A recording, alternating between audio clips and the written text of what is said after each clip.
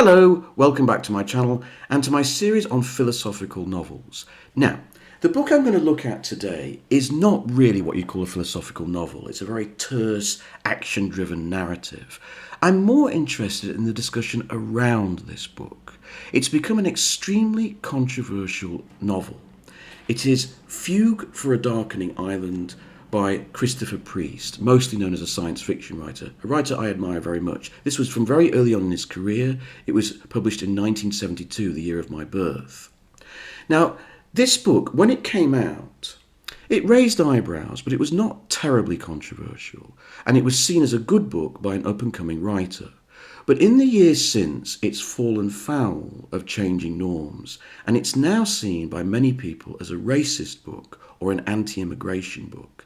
And it's become something of a poster book for those people who are anti-immigration, a kind of warning, a cautionary fable, as it were.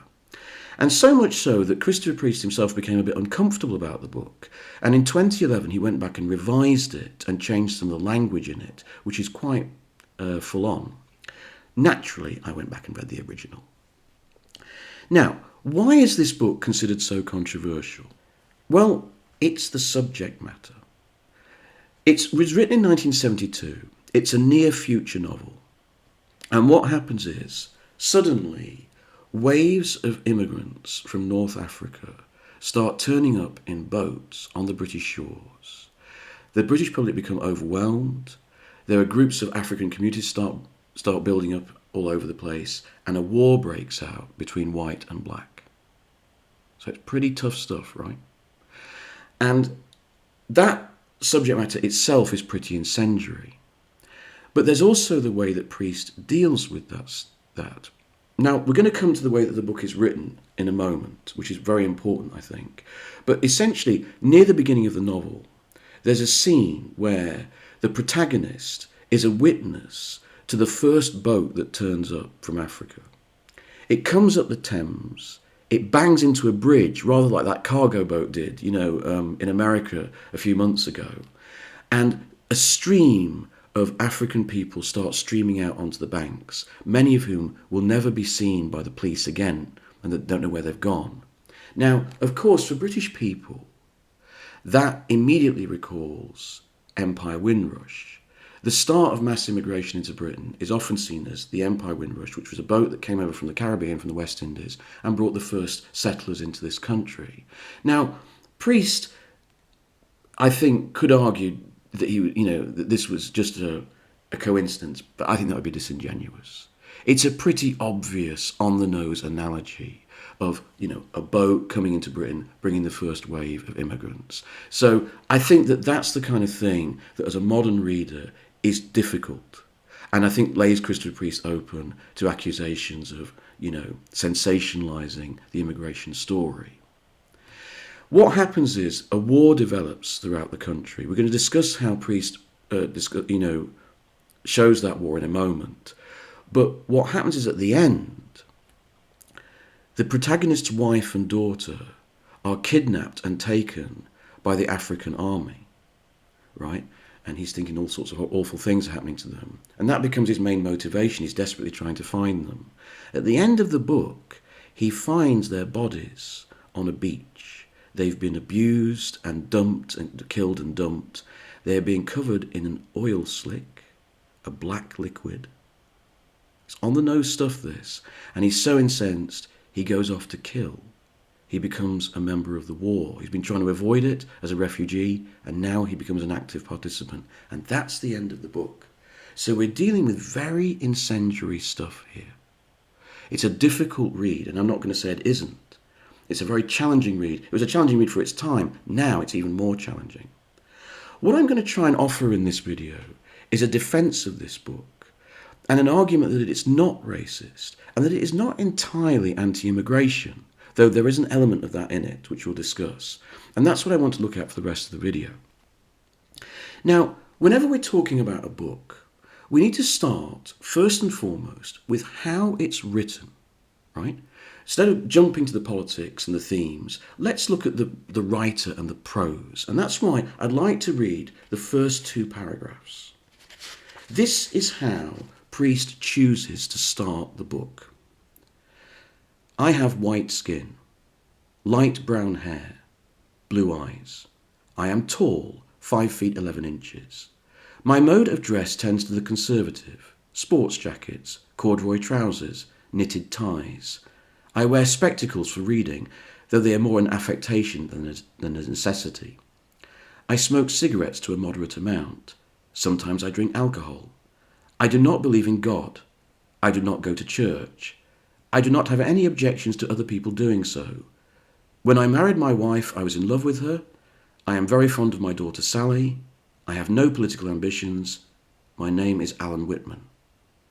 Second paragraph. My skin is smudged with dirt. My hair is dry, salt-encrusted and itchy. I have blue eyes. I am tall, 5 feet 11 inches.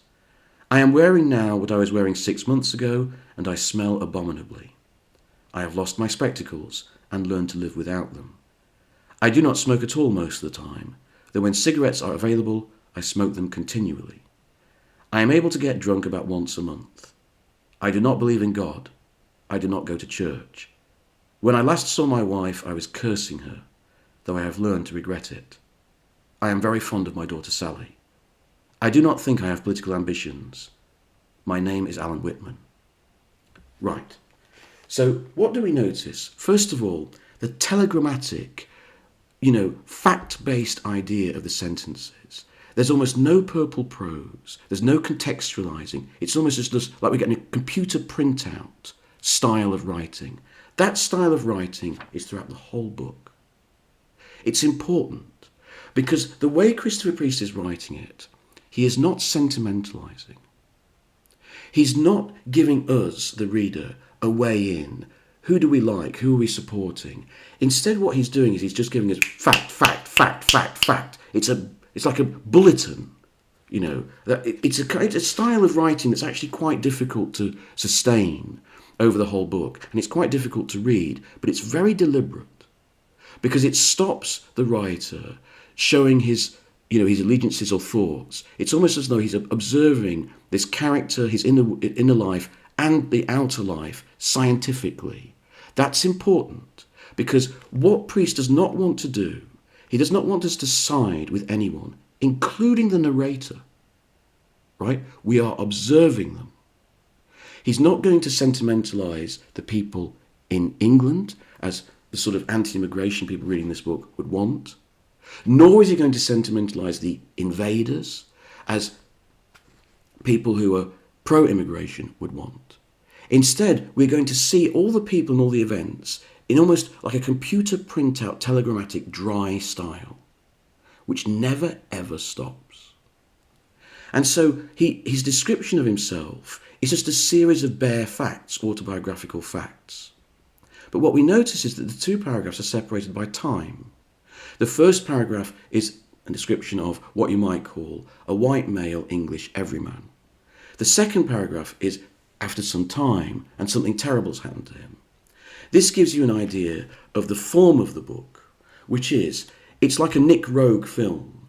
It's a sort of patchwork quilt taken from different points in the time period of the war.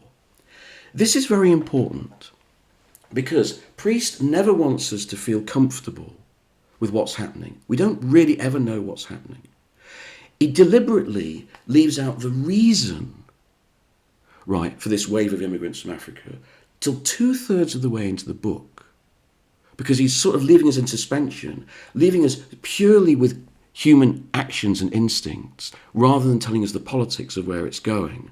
It's only 2/3 of the way into the book, then, that we realise the actual context of the situation. The context of the situation is there's been a series of nuclear bombs in Africa, and these people are running from an irradiated world. They've got nowhere to live.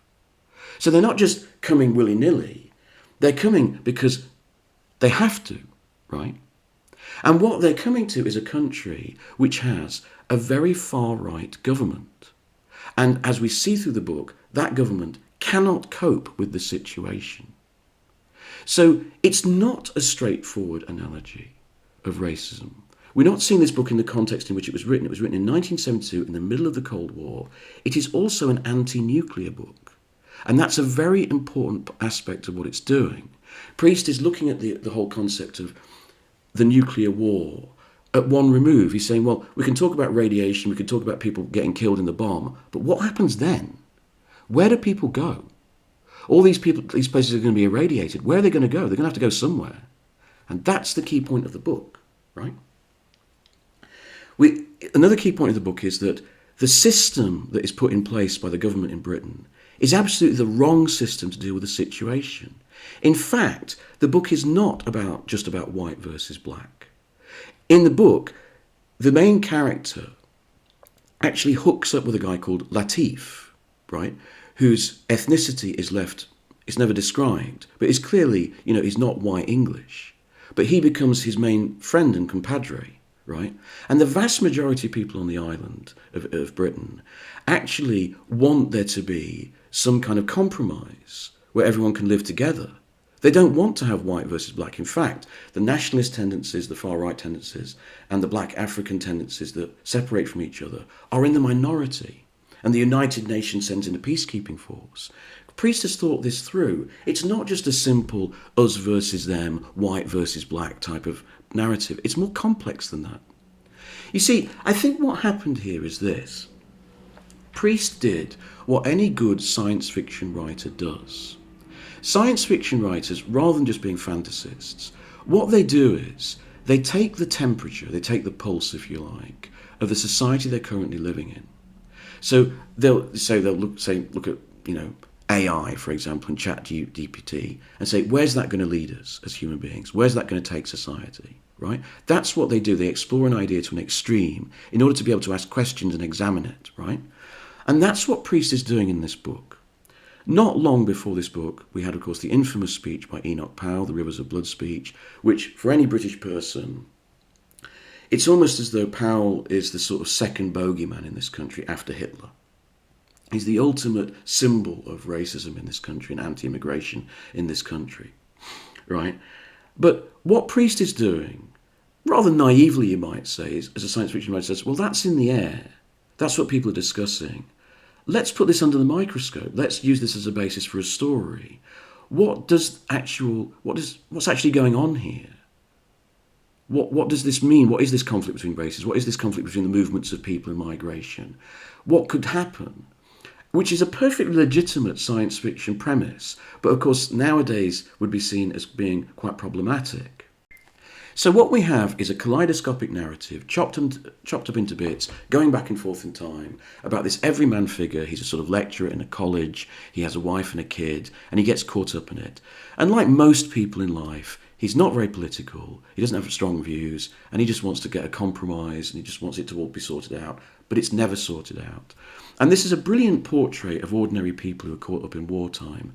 I mean, reading it now, you feel it tells you about what's happening to the people in Palestine, for example, the people in Ukraine, and how they're caught up in something that is completely beyond their control, and what they also realise is completely beyond the control of their own authorities. And it's horrible. So these people lose their house, they lose the street in which they live, they lose any connection with authority, they become refugees, they're living out in the open, they split up, it destroys their relationship, etc., etc. But what Priest decides to do is this. The theme that he really wants to elaborate is not really about migration or race. That's just a means to an end, and that's why I want to defend this book. What he's really interested in saying is this. All your political systems and idealizations, your party campaigns, your ideas about how a country is run, have one big problem. And the problem is that all of this is being done in the service of individuals. And individuals don't run like systems. They are governed by instincts and needs and desires which are very deep and cannot be intellectualized and cannot be put into political writing. What Priest shows is as society collapses and as the war develops, people are driven by the things they're always driven by: food, shelter, survival, sex, protecting their family. These are the things that drive people. This everyman character who's an intelligent, educated man, works in a college, will eventually start killing people because they take his wife and daughter. All that education, all that civilization, all that controlled living of the modern British state comes to nothing because of those really tough interior impulses. I think that's another reason why this book is not very well liked in the current time, because that goes against all the rhetoric that we have now in our society, right? Our society believes that people should act politically and ideologically, but what Priest is saying is that they don't. They never do. They behave instinctively. And the way Priest chooses to look at this, again, makes this book problematic. Because what he does is, he parallels the development of this war in Britain with the development of this young man's sexuality. And, you know, the discussion of male sexuality these days has almost become a toxic subject.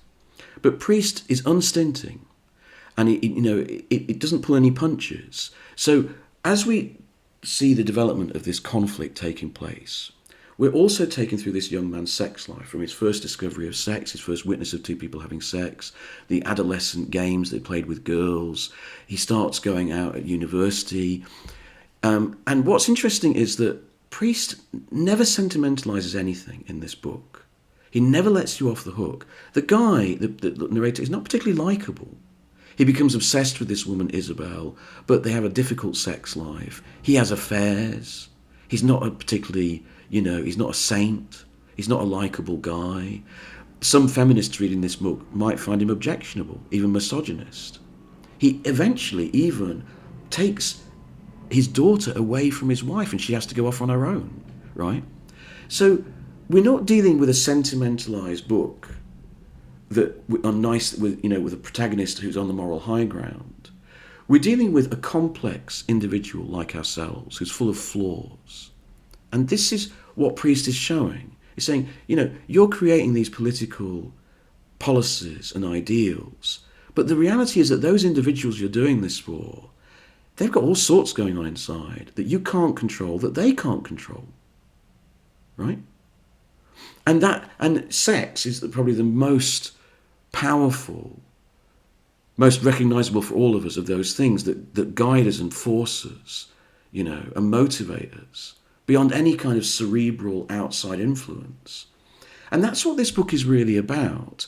It's a cautionary fable, not about race and immigration. That's just the device by which he's tried to investigate this theme.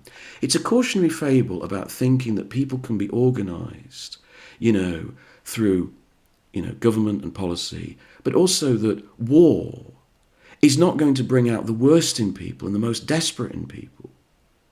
And so that's why it's a brilliant anti-nuclear novel. It's a brilliant anti-war novel. And it's a novel that, is a cautionary fable both for left and right politicians that you cannot control the essential human being. So it's a very simple philosophy, but it's a very powerful and important one. And I think it's one that people would do well to refresh themselves with. This is a very difficult book to read. It's a very hard read. There is no light in it. There's a brilliant quote on the back here from Brian Aldiss. He says, "It's in the Wyndham tradition, but Wyndham's mellow sunsets have faded and the dark night of the soul is coming down. And boy, is that true."